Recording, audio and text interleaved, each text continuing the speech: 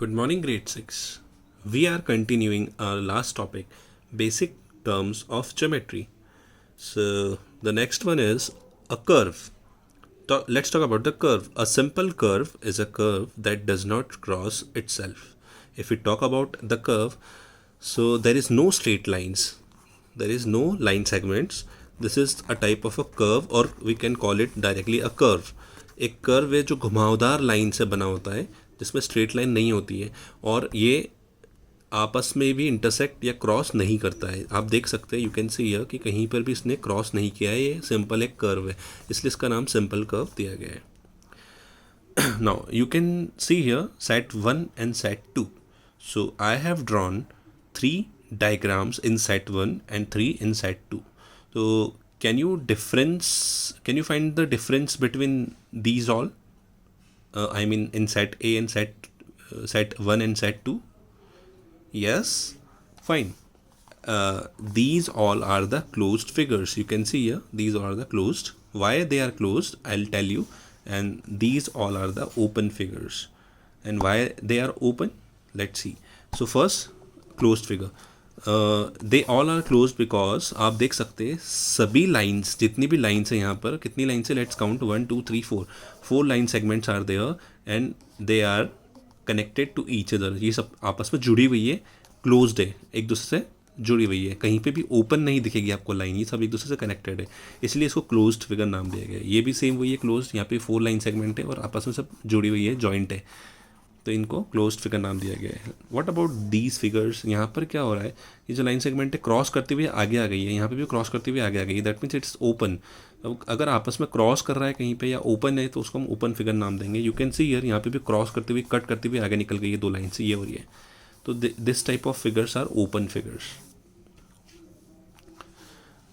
Now you can see here, I have drawn one simple curve and 3 different points x, y and z. So what about they? There are 3 parts of closed curve. एक closed curve के 3 parts होते हैं. कौन कौन से? Let's see. First one is interior, second is exterior and third is boundary. So x is lying in interior of the close curve. X जो है वो कहाँ लाई कर रहा है? इंटीरियर में. आप देख सकते हैं पॉइंट जो है वो अंदर की तरफ लाई कर रहा है.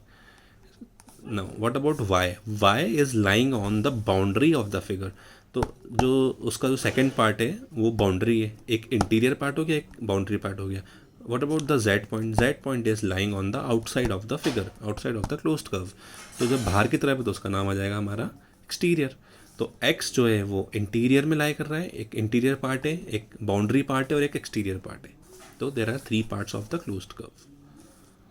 What about region? Region, the interior of a curve together with its boundary is called its region. Region किसको कहते हैं? किसी भी फिगर का, किसी भी क्लोज्ड कर्व का अंदर का जो पार्ट होता है, स्पेस प्लस बाउंड्री, उस पूरे को रीजन कहा गया है, nothing else. What about the polygon? Polygon is a closed figure made by joining 3 or more line segments. Polygon किसे कहा गया है? Polygon एक फिगर होता है जो कि क्लोज्ड फिगर होता है. क्लोज हम बात कर चुके हैं, जिसमें लाइन सेगमेंट्स आपस में जुड़ी होती है, कनेक्टेड होती है, कहीं से ओपन नहीं हो सकती. और इसके लिए कंडीशन है कि एटलीस्ट 3 और 3 से ज़्यादा, कम से कम 3 लाइन तो हमें चाहिए ही चाहिए पॉलीगॉन बनाने के लिए, और उससे ज़्यादा भी चलेगी, like 3 or more line segments. You can see here the first figure, we have one triangle. एक triangle है जिसमें हमारे पास 3 line segments है, 3 sides दी हुई है. We have one quadrilateral. It is a quadrilateral because it has 4 sides. तो यहाँ पे 4 line segments है. What about this figure? We have 1 2 3 4 5 line segments, 5 sides. तो we can call it pentagon. In the same way आगे भी हम नाम दे सकते हैं. अगर 6 साइड है तो हेक्सागॉन, 7 है तो सेप्टागॉन, 8 है तो ऑक्टागॉन, लाइक दैट. तो पॉलीगॉन के लिए एटलीस्ट 3 और मोर देन 3 साइड्स चाहिए होगी हमें. तो पॉलीगॉन वही होगा, close. Polygon is a closed figure made by joining 3 और more line segments, nothing else. Examples बता चुका हूँ मैं आपको, triangle, quadrilateral, pentagon etcetera. Now you can see here I have drawn one polygon of 5 sides, 1 2 3 4 5. You can see here 1 2 3 4 5. and BE is one another line which is inside the polygon. So let's talk about the first sides. The line segments forming a polygon are called its sides. कोई भी polygon को बनाने के लिए हमें कुछ line segments की आवश्यकता होती है, वही उसकी साइड्स कहलाती है, जैसे कि A B C C D D E A. These all are the sides of the polygon. What about the adjacent sides?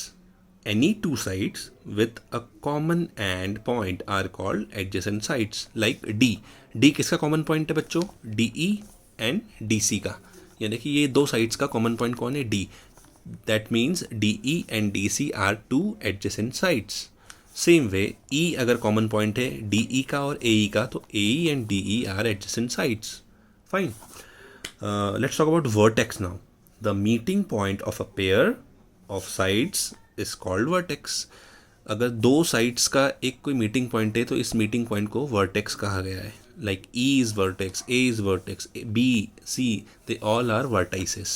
The plural form of vertex is vertices. The end points of the same side are called adjacent vertices. The line joining two non-adjacent vertices of a polygon is called a diagonal. Can you guess where is the diagonal here? Fine. EB. EB is lying inside a polygon which connects the two vertex. दो vertices को connect कर रहा है वो B and E को. तो this is called the diagonal of a polygon. And as I told you about adjacent vertices, तो D and E they both are the adjacent vertices क्योंकि ये एक common line से जुड़े हुए हैं.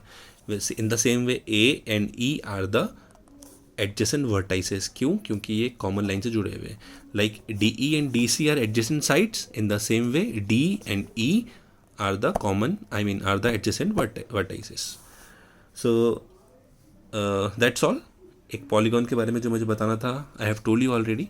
सो आई होप आपको ये आज समझ में आया होगा आज का जो कॉन्सेप्ट है basic terms of geometry. Thank you so much for today's topic.